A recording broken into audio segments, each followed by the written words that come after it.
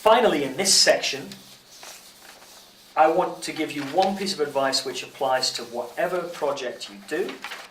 It's a very simple piece of advice, and it applies in many of your other units. And it's about how to prepare assessments in a useful way, in a strategic way, from your point of view. In other words, how to make sure you're kind of playing the game to get the maximum marks and success. And the first piece of advice there is that you should always use all of the free information that you're given about assessment. And that would include, for example, this video. But it would also include everything that's in the handbook. Yeah, you need to engage all of that, absorb it all, use all of it. You need to just take it for granted that you will use everything you've been given free. And actually a lot of students don't, and that's where they fall down. So the first thing to do is, there's a Moodle site, yeah, there's a series of lectures, yeah, there's lots of resources on Moodle, yeah, there's a handbook, and everything in it could be useful. Make sure you use it all. Secondly, in particular, in your handbook, there's a series of things called marking criteria. Now, when I get your work, these are the criteria I'll be using to mark it. So for you to do well in it, it's very good for you to understand what all of these things mean beforehand and use these things, these ideas and these criteria to help you to design your essay so that it is doing the things that we're looking for. So I'll probably do a slightly separate clip on this, just going through these criteria in a little more detail. But the final message from this particular clip is, for God's sake, use the criteria that you're given to help you to write your work. So very briefly,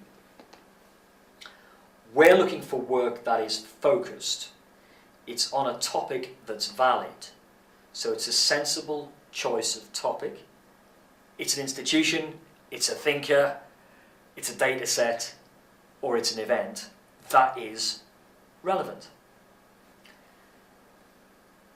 If your work is focused, it's presented in a structured way. It's coherent and logically laid out. So that also is an assessment criteria relating to focus. Most important there, of course, is that you do show the relevance of what you've got to contemporary political economy. So the trick is going to be to show, if you take a historical event, for example, not just take us through the events, but really what you're trying to do is to show us the relevance of that event to today, the parallels. And that often means looking for themes, rather than giving us a series of events. The second set of criteria is called depth, and this is first of all to sort of judge the depth of understanding you have of the subject you have researched. And the sort of things that we will be looking for here are the things that you tell us accurate? In other words, if you've gone away and read loads of stuff, are you able then to represent that back in an accurate way, which shows that you have understood what you've read, you've really got what you've researched? Stuff can be accurate, but it can be kind of superficial. In other words, well, it's true, but it's not the real deep meaning of this particular topic. So again, we're going to judge you on the depth of understanding. One of the things that's going to come into that is whether you are able to show that you understand there are different interpretations of the subject you've studied. Whatever subject you have studied, there are different interpretations. There are different views and perspectives about that thinker or that event or that data. So we want to see your work conveying that sense that, well, actually there's different views about Marx's theory of alienation, or, well, there's different perspectives on Keynes's demand management policies. Some people think they work, some people think they don't. Some people think Keynes would have disagreed with the way that they were implemented.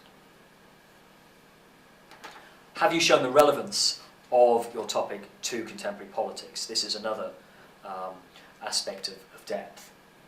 And to what extent are you constructing an argument?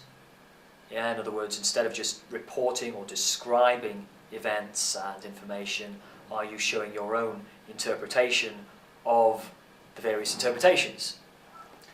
And to what extent are you engaging critically with ideas? In other words, do you tend to accept ideas and arguments that are actually quite weak, or do you show an ability to engage and sift through ideas that are strong and ideas that are weak, evidence that's good and evidence that's not good for particular viewpoints?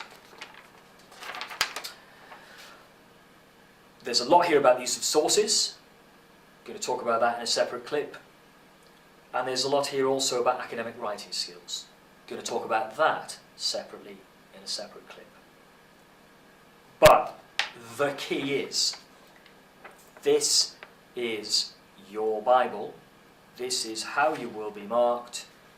If you produce a piece of work that does very few of these things, I can't give you credit for those things. That is going to start to put limitations on the mark I can give you. If lots of these things aren't present in your work, it's then going to bring your mark down and down and down. So in any assessment, to pass that assessment and to do well in it, look at this way, way, way before you put the work in.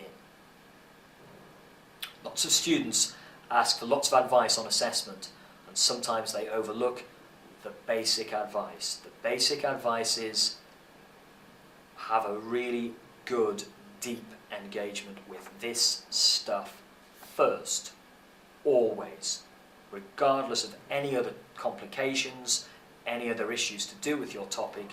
You must do these things. So you've got to know what they are and what they mean.